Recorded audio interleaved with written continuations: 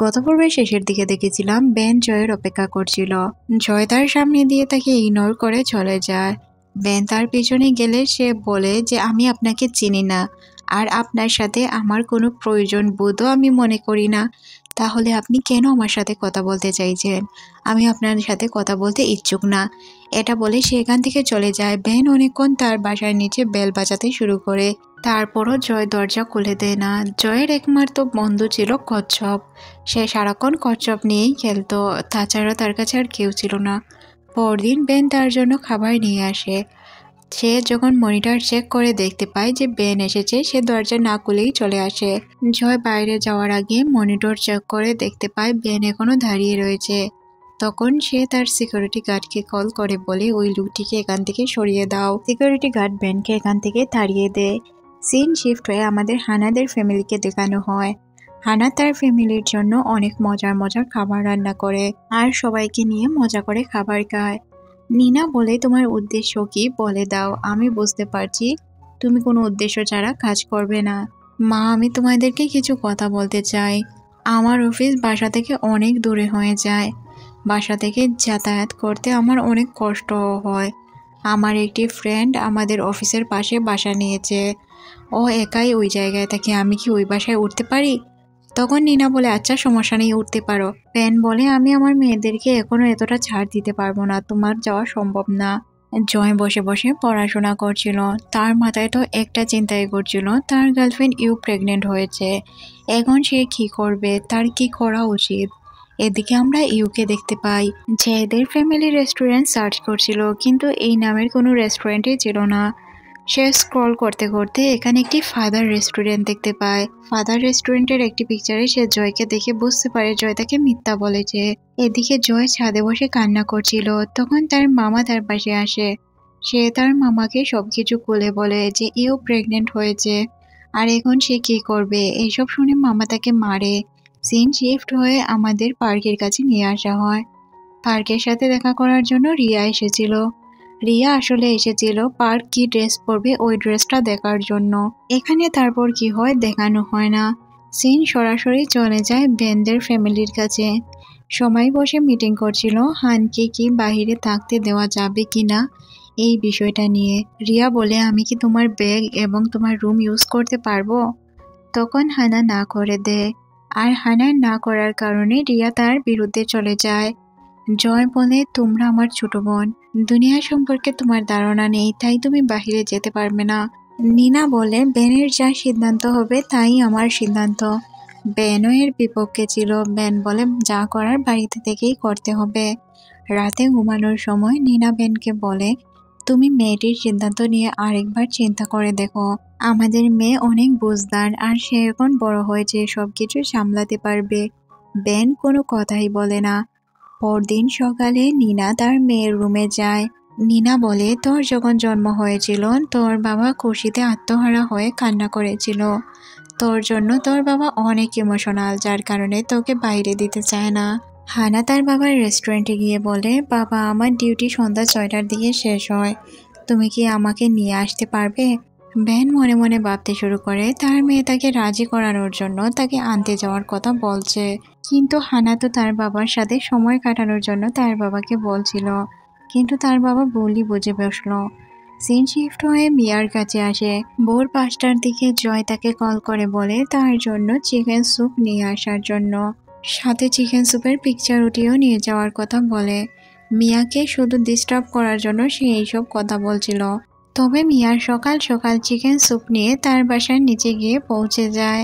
যখন মিয়া জয়কে কল করে সে বলে তুমি অনেক দেরি করে ফেলেছো, এই চিকেন স্যুপ তুমি নিজেই খাও, আমি আর এই স্যুপ খেতে পারবো না। এটা বলে সে ফোনটি রেখে দেয়।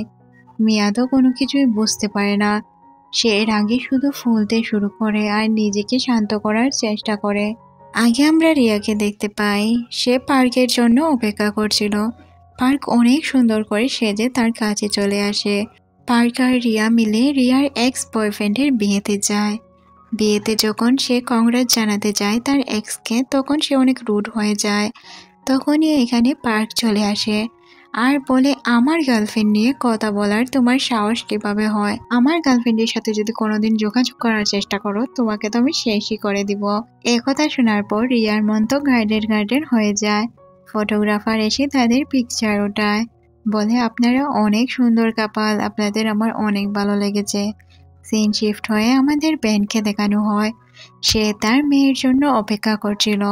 হানা চলে আসার পর বেন তাকে বলে, আমার জন্য তুমি আগে যেরকম ছোট ছিলে এখনো সেম ছোটই আছো। তুমি যেহেতু তোমার বন্ধুর সাথে বাহিরে থাকার সিদ্ধান্ত নিয়েছো, এতে আমি তোমাকে মানা করব না। একথা শুনে হানা খুশি হয়ে তার বাবার হাতে ব্যাগ দিয়ে ছোটবেলার মতো তার বাবার হাত ধরে হাঁটতে শুরু করে। অন্যদিকে আমরা ইউকে দেখতে পাই, যে কল রিসিভ না করার কারণে সে তাদের রেস্টুরেন্টের সামনে চলে আসে। রেস্টুরেন্টের সামনে এসে যখন কল করে, সে বারবার কল কেটে দিচ্ছিল। তখন সামনে দিয়ে জয় তার সামনে চলে আসে। ইউ বলে, তুই আমাকে কি পেয়েছিস? এটা বলে সে তাকে মারতে শুরু করে। এক পর্যায়ে সে তার উপর নোংরা ফেলে দেয় আর তার রাগ মেটাতে থাকে। যে কোনো কিছুই বলতে পারে না, সে শুধু তার রাগ সহ্য করে। ইউ বলে, তোকে যদি আমার সামনে কখনো দেখি আমি তোকে শেষই করে দিব। আঙ্কেল দূর থেকে সবকিছু দেখতে পায় আর এখানেই এই সিনটি কাট করে দেওয়া হয়। সিন শিফট হয়ে আমাদের বেনকে দেখানো হয়। বেন আবারও জয়ের বাসায় চলে গিয়েছিল। জয় তার সাথে কথা বলতে রাজি ছিল না। একটি মেয়ে তাদেরকে এইভাবে কথা বলতে দেখে ফেলে।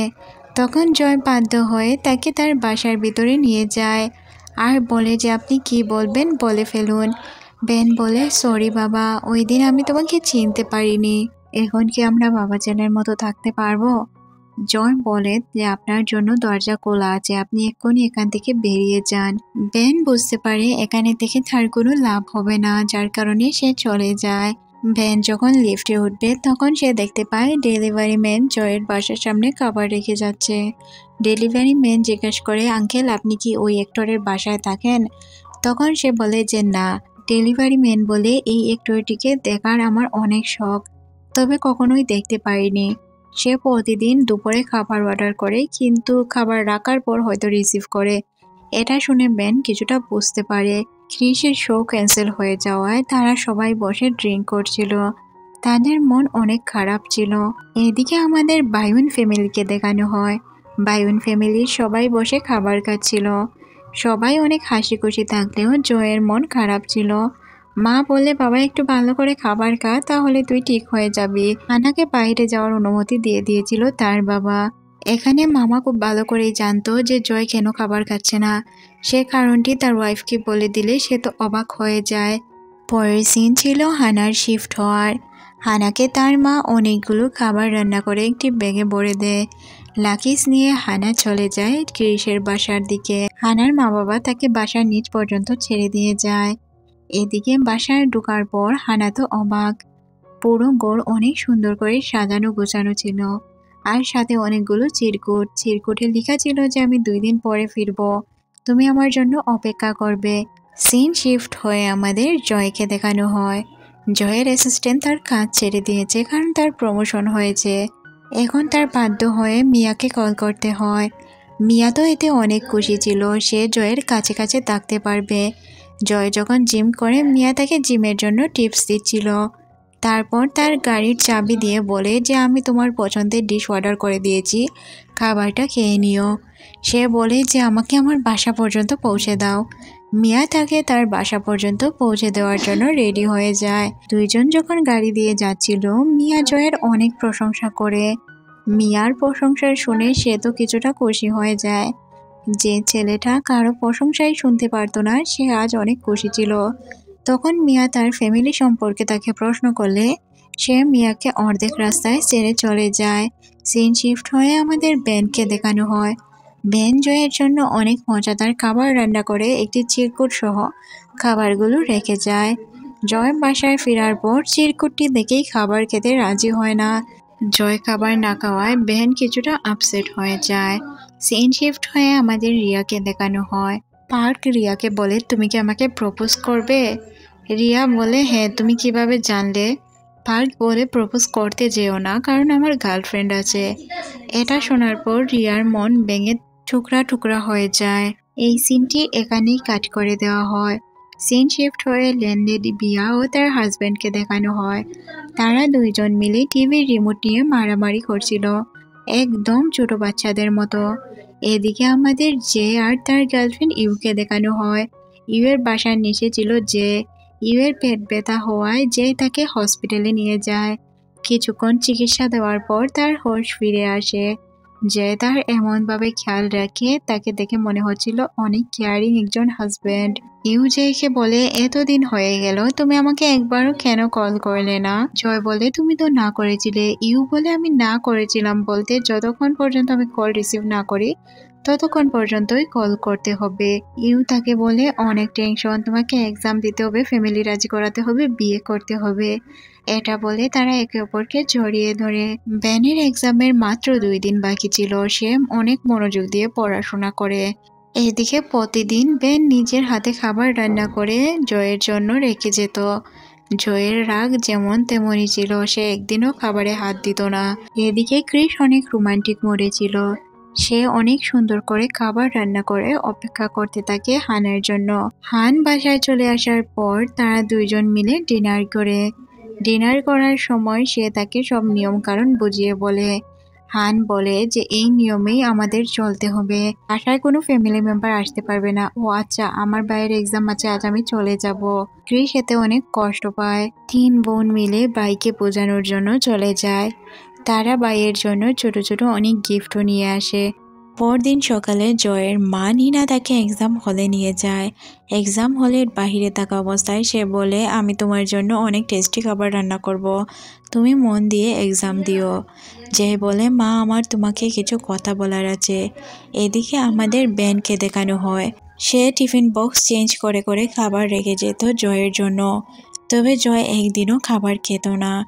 এদিকে আমরা দেখতে পাই জয়ের বন্ধু একদিন তার বাসায় আসে, আর সে খাবারগুলো নিয়ে জয়কেও খেতে বলে। জয় যখন খাবার খাচ্ছিল তখন সে জিজ্ঞাসা করে, এই খাবারগুলো তুমি কোথা থেকে অর্ডার করেছো? তার বন্ধু বলে, তোমার অর্ডার করা খাবার আমাকে জিজ্ঞেস করছো আমি কোথা থেকে অর্ডার করেছি? আমি তো তোমার বাসার বাইরে পেয়েছি, যার কারণে খাবারগুলো উঠিয়ে নিয়ে এসেছি।